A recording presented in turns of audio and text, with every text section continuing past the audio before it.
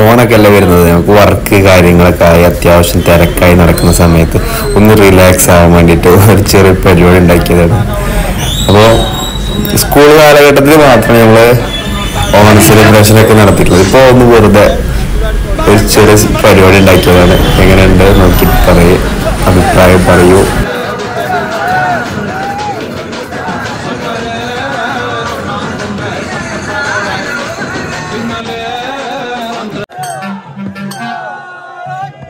ശ്രദ്ധിക്കണം മോനെ, ശ്രദ്ധിക്കും.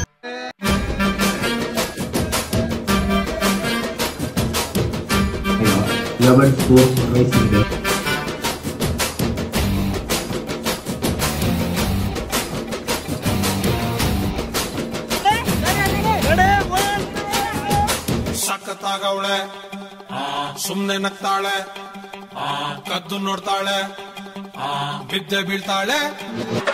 ಸಖತ್ತಾಗವಳೆ, ಸುಮ್ನೆ ನಗ್ತಾಳೆ, ಕದ್ದು ನೋಡ್ತಾಳೆ, ಬಿದ್ದೆ ಬೀಳ್ತಾಳೆ.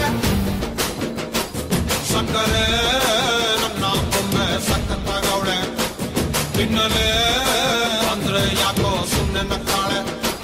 ಕಣ್ಣಲೆ ಕಣ್ಣು ಇಟ್ಟು ಕದ್ದು ನೋಡ್ತಾಳೆ, ಕೊಟ್ಟರೆ ನನ್ನ ಮನಸ್ಸು ಬಿದ್ದೆ ಬೀಳ್ತಾಳೆ.